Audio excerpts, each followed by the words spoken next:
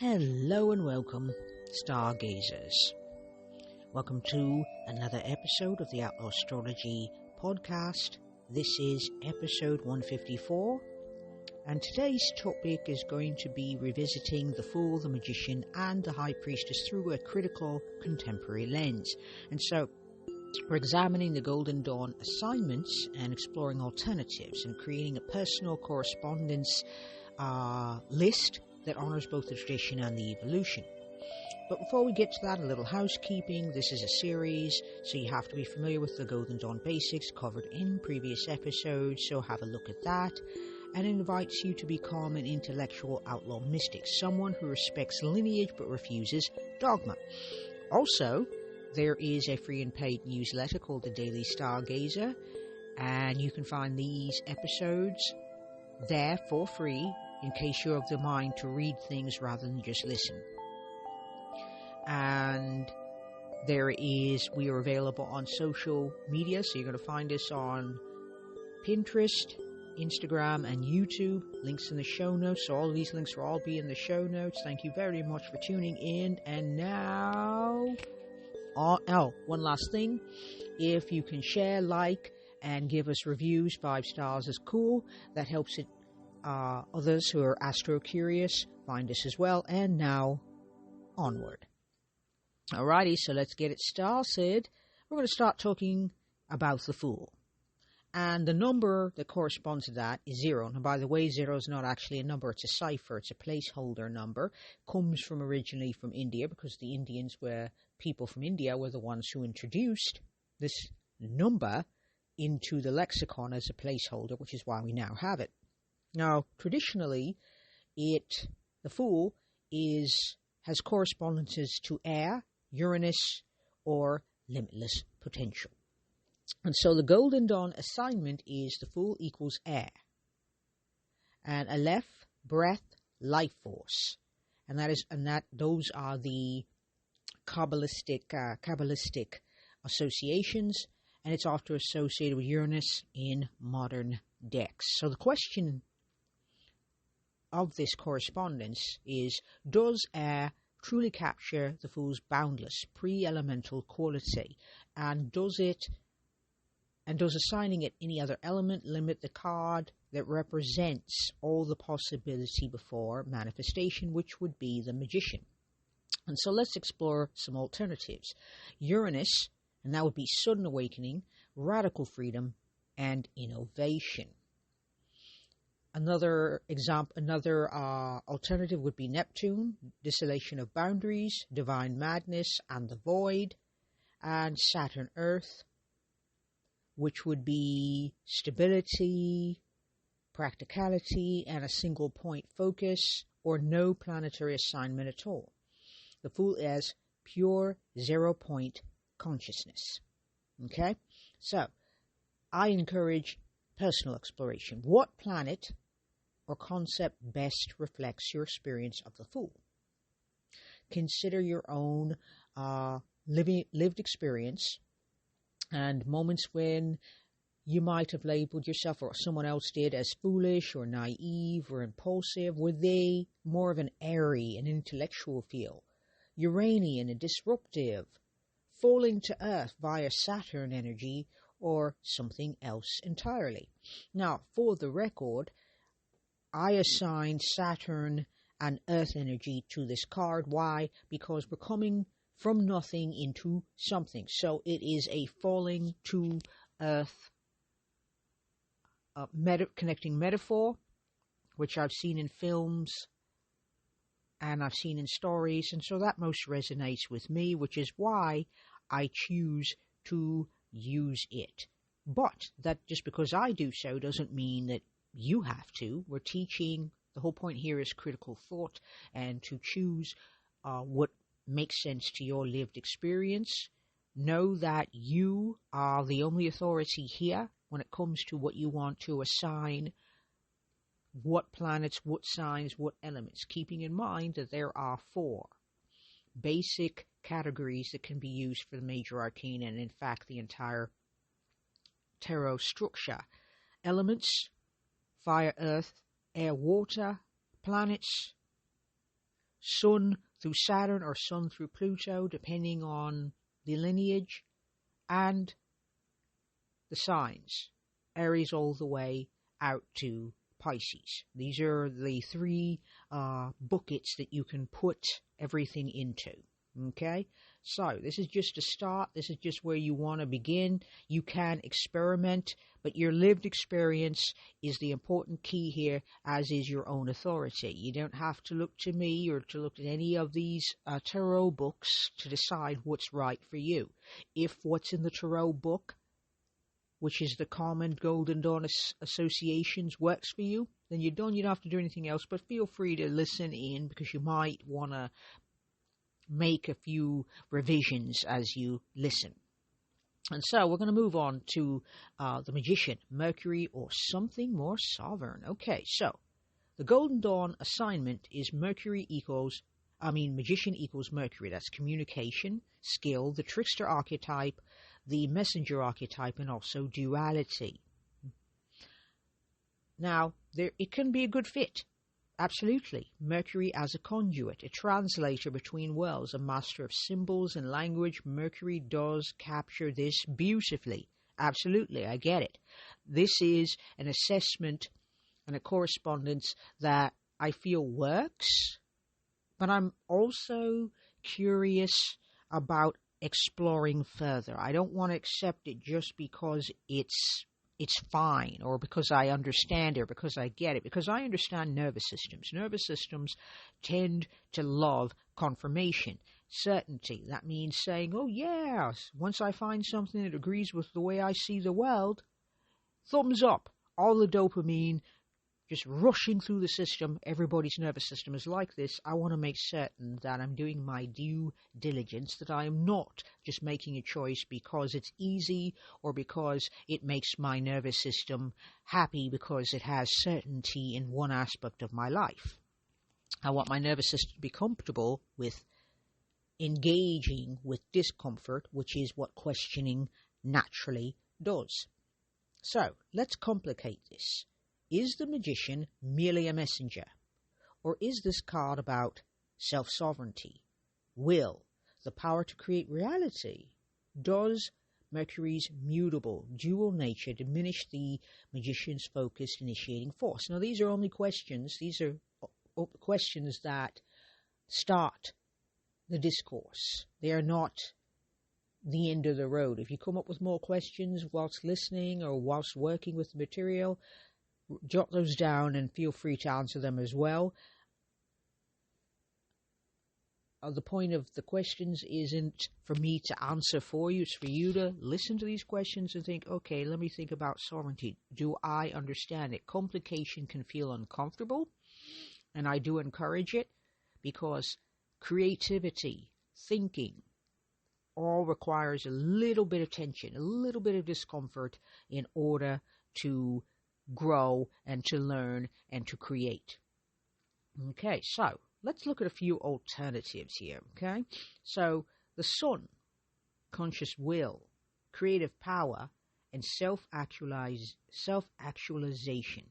Mars is directed action, will in motion. It's also desire, how one asserts oneself, and also self-determination. And so what about the element of water? So, as I said, we looked at the Sun. Sun's possible for the Magician card. Why? Because of conscious will, creative power, self-actualization. That's what the Sun actually stands for. Mars is directed action and will in motion. So, instead of just being a thinker who's planning or has resources, Mars is directing that energy into action. Which is a beautiful thing. Or, let's look at the elements of water. Well, we got this Mercury and it's all mental, but what about emotions? Here's the curious thing about emotions. We've all been taught to think by putting them aside. We're taught to be logical, we're taught to be reasonable, we're taught to be rational, and we all believed and continue to believe that thinking must be clear-headed, meaning no emotions involved. Now, there have been studies done on people who don't have that emotional component as activated due to illness, injury, or, etc. And what that means is we've gotten it all wrong. We make better decisions when emotions are present and we take them into account in our decision making. And how does this stack up with the topic at hand? Well, the element of water is emotion, relationships. And so with the element of water, the magician is now marrying all that conscious will and thought to a feeling. And that feeling will determine whether or not it's going to be this action or that action or neither, and some third or fourth thing entirely.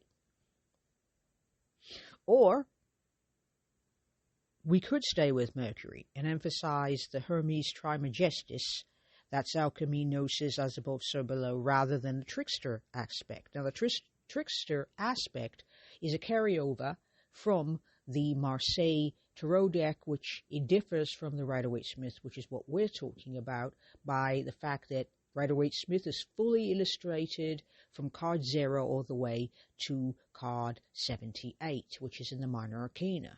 And Marseille has fully illustrated Major Arcana, 0 through 22, that's the Major Arcana, but all the other cards, Minor Arcana, are all pips, meaning it's just going to show you a wand, or a sword, or a pentacle, or a cup, but in the number of the cards. So if we're looking at 2 of swords, we're going to see 2 swords. So if we're looking at 5 of pentacles, it's going to be 5 pentacles. And if we are looking at the 10 of cups, we're going to see 10 cups, and that is it.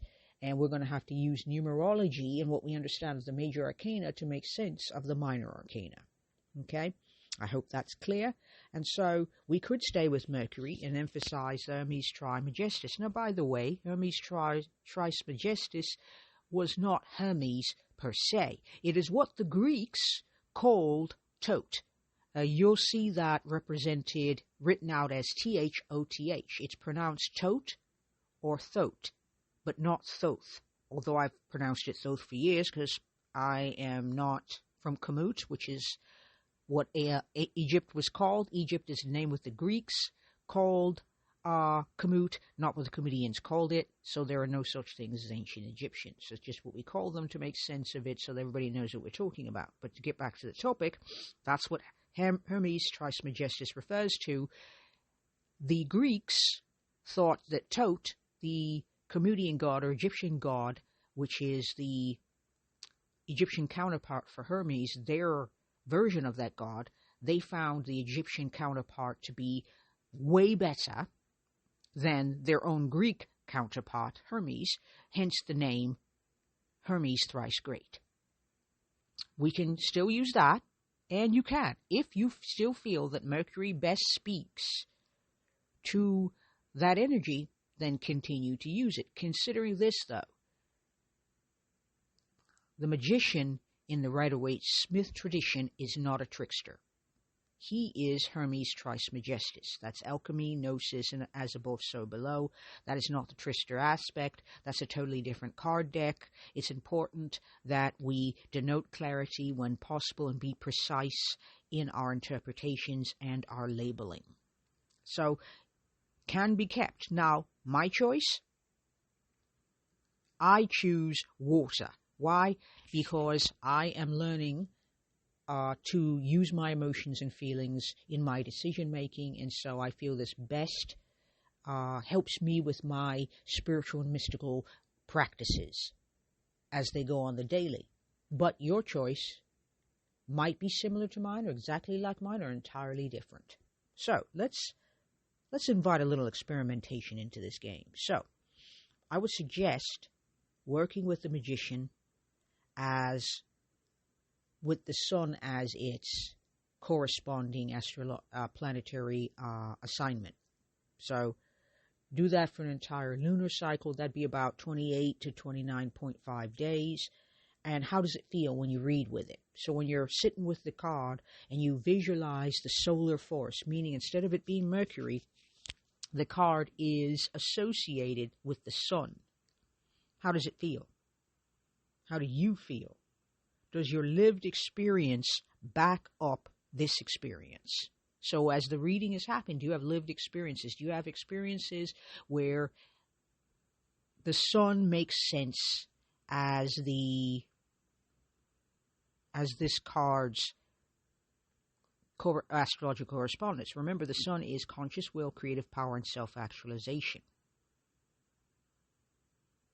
Or we could also do Mars for a lunar cycle, or practically any planet. Me, I'm working with water, as I've said, so I can get better with emotions and feelings when it comes to decision making and choice making. But everyone is different. I invite dissent, so long as it comes with solutions, as should we all. And so, experiment. If you hear what you heard you liked, use it. However, if you're like, well, what about Venus? What about Jupiter? Then explore those options as well. Do that for a lunar cycle and check your lived experience. Have I experienced the mage as expansive like Jupiter? Is it value-oriented like Venus? Is it more grounded like Saturn, meaning dealing with one's edges, building resilience, and having experiences that push one toward maturity, because limitations are great for creativity, and it also is helpful in the maturation experience. And as we mature as mystics, outlaw mystics, meaning we're thinking for ourselves and determining for ourselves, Saturn might be a good choice to act as guide through the mage experience. Mage, also magician experience, okay? So those are also options. Now, let us move on to the high priestess. And so we're thinking the moon, or the dark mother of all knowing. Now, typically the moon, you're going to see the assignment as the high priestess equals the moon. Traditionally, initiation, mystery, hidden knowledge, emotional tides, and the subconscious. This is why you'll see the high priestess sitting between two pillars with a J and a B. That will be from the Kabbalah. These are ceremonial mages, remember. And that is duality. She's sitting in front of the duality rather than next to it, because next, in between it, suggests a choice, meaning that you're going to act as a middle way between the two, or you're going to have to make a choice. She sits slightly in front of it, and behind them you'll see sometimes the moon or water, which gives that connection back to the moon. And she'll sometimes also have the moon directly beneath one foot, and there'll be a book in her lap at which she'll be pointing. And so you can see all that, the intuition, the mystery, the hidden knowledge. That would be the book. The emotional ties, that's the moon. The subconscious, also the moon. And so it can resonate, absolutely. The moon's connection to the high priestess feels deeply right for many readers. She's the keeper of cycles, the keeper of secrets, the keeper of what is hidden. She's the guardian of the unconscious. She is the luminous dark. That is such a beautiful collection of words, the luminous dark. Gorgeous. So, let's push a little further. Is the moon too mutable, too externally reflective for a card representing inner authority? And gnosis. Does the high priestess deserve a darker, more sovereign assignment? Let's explore alternatives. So, it could be Mars. Because, having all that lovely information in there is useful. It's lovely to have it there, but I like my information to be working for me, so Mars would be a good suggestion. Black Moon Lilith, that's the wild, untamed feminine. It's a refusal to submit, hidden power. Now, Black Moon Lilith is not a planet. It is a hypothetical point, and I would say a calculation point, of the furthest distance in space from the moon. So that's far. That would be the furthest space, and therefore the most outsider part of us, because this is the distance of around the ecliptic, the furthest distance between the moon and in the ecliptic. So not really, it's a point, not a planet. And Pluto, underworld wisdom, occult knowledge, death and rebirth mysteries, or Neptune, mystical dissolution, spiritual intuition, the veil between worlds. Now, this all sounds really, really juicy. Really juicy. I don't care for the Black Moon Lilith assignment. I think it's really sexy to talk about, because I really like working with Black Moon Lilith, but I don't tend to use hypothetical points in my associations when I'm using astrology and tarot. So for me, I would not use that. But if anyone hears it and it resonates, go for it. Knock yourselves out. It's your practice you're building, and it should be built on your lived experiences and what resonates most with you. I like Pluto. I find that a really juicy thing to step into and explore. I'm not as mad about the Neptune for myself personally, but I understand. Yet I understand Neptune as an idea. I like the idea. I just don't see it working for me in practice. But if it turns any one of you on, do it. Explore it. Do it for a moon cycle and see how it turns out. Now, for me, I am using Mars because I want my knowledge to work.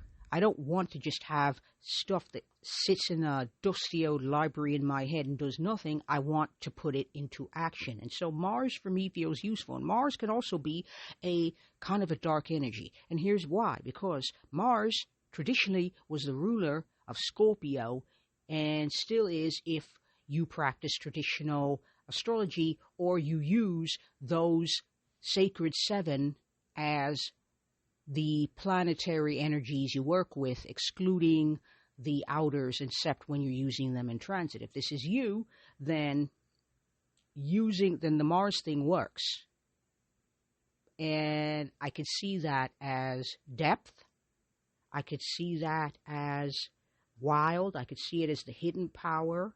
I could see it as occult knowledge, the underworld, because that's very Plutonian, death and rebirth mysteries, etc. I could definitely see that. And so that's why I have chosen Mars, because Mars is also in action. By the way, I use modern rulerships, but the association that Mars had to Scorpio, because Mars was a night planet, Scorpio is a night sign, kind of informed my choices in addition to my lived experience. My practice is, can I use this? Can I integrate it with action and experimentation and exploring in my life? If I can't, it's not very much use to me. When I was younger, I would be thrilled to have all the information. Now I want it to be doing something. I want to do something with it. So that's why I've chosen Mars as my alternative. Not set in stone yet. None of them are. I'm still playing around and probably will continue to do so. But these feel right because my brain can actually remember them. And when my brain can't remember something, that's a sign that I need to keep refining, keep working on it until I find the right connections, the right energies, because that's how my brain tends to work.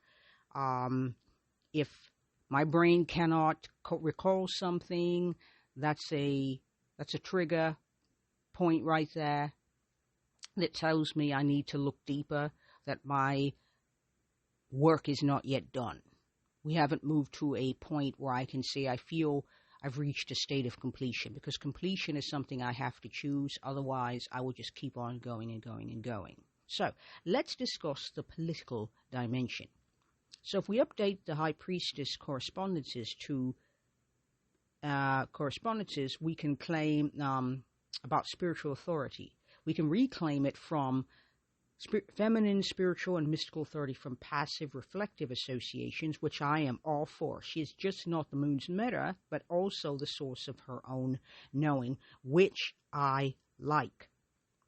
I like the idea of all of the femme so-called femme cards in the tarot being reclaimed from this passive, reflective, and subjective association into something more powerful. Someone who is the source of their knowing and the author as well, the possessor as well. So that, I'm all for that, absolutely. So how can we create our own correspondences? And by that, I say that to you. How can you create your own? And it's going to be a simple, practical method. It's only got 4 steps, because who can remember more than that? So step 1, you sit with the card, you meditate, you journal, you pull it repeatedly. You notice what planet, what sign or archetype keeps appearing in your intuition, or what synchronicities you encounter. Step 2, you research alternatives. So you're going to look beyond the Golden Dawn to other systems like the Marseille, Tote, modern psychological tarot, astrology, fixed stars, and you see what happens. See, I've only mentioned planets, but you're perfectly welcome to say, hey, what about fixed stars? Hey, what about asteroids? What about that stuff? If that is an interest, step into it. Absolutely step into it. Step 3, test in practice. That means use your experimental correspondences and readings for about 1 to 3 lunar cycles if you like. If one lunar cycle, if you're a faster moving type energy, 1 lunar cycle is probably going to be it. That's about 28 days to 29.5. If you want to have a longer practice, you may go for 3, which is basically about 3 months or so. You can go as long or as short as you like. I'd say definitely do 1 lunar cycle. That's enough information right there to decide if something's right or wrong. Either way. And what you're going to do is notice if it deepens interpretation. Does it clarify timing? Does it feel more alive than the traditional assessment? What we're looking for is interest, curiosity, something that makes you feel alive, engaged. If what you feel with the card is womp womp, then your search must continue, because womp womp is not what we're going here, or meh is not what we're going here either. It wakes you up, it engages you, it makes you want to think about it, engage with it. If none of that is happening, you're not even interested, you're not curious, you have no questions, next is what we're going to say to that. So, step 4, document your system. So write down your personal correspondences, your reasoning, your lived experiences with them, and this can become your grimoire, your living tarot astrology Bible. And so here's what we're doing here. This is not about discarding tradition, okay? It's about engaging with it critically, respectfully, mindfully, and courageously, because the best occultics are always heretics. Okay? So, there's only 4 steps. Step 1, you're going to sit with the card. If you need to meditate, journal, pull it repeatedly. Notice what planets, signs, archetypes, etc. are speaking to you. Step 2, research alternatives. You can look beyond the Golden Dawn. I would look in Marseille, look in Tote, look in modern psychological astrology, look at asteroid astrology, fixed stars, look at psychological tarot, and see what happens and see what resonates. Test in practice for about 1 to 3 moon cycles, and notice if it deepens the interpretation, clarifies the timing, makes one feel more alive. Step 4, document the system. That means you write down your correspondences, your reasoning, your lived experience, and that can become your grimoire. Because we're looking for a living grimoire, not something that's a dusty old tome that gets put somewhere then never engaged with again, okay? And so once again, we're not trying to discard tradition, we're engaging with it. We're doing so critically, mindfully, respectfully, and courageously. Okay? Alrighty, so key points to consider. The Golden Dawn has given us a really good foundation, but it's not a final answer. Our tarot practice, yours and mine, becomes more truly powerful when we think for ourselves, when we question authority and build correspondences from lived experiences rather than inherited doctrine. Okay, and so choose one of these 3 cards, the Fool, the Magician, or the High Priestess, and spend this week working with an alternative correspondence, and notice what shifts in your readings, what shifts in your intuition, what shifts in your relationship to the card. Do you feel more resonant, alive? That is an indication that you have a good correspondence. If not, and it's just meh, your search continues. Alrighty, and so the next episode is episode 155, in which we discuss the Empress, the Emperor, and the Hierophant. And we're about reclaiming sovereignty, questioning patriarchy, and reimagining authority through contemporary astrological correspondences. So, thank you very much for tuning in here. Once again, you can find us on YouTube, Pinterest, and Instagram. You'll find those links in the show notes. We have a free and paid newsletter. This part of the series is free, so you can go read it if you are of a mind to read. And as always, please like, share, subscribe, and review, because it helps others find us. So thank you very much. Peace and Astro Magic Star people.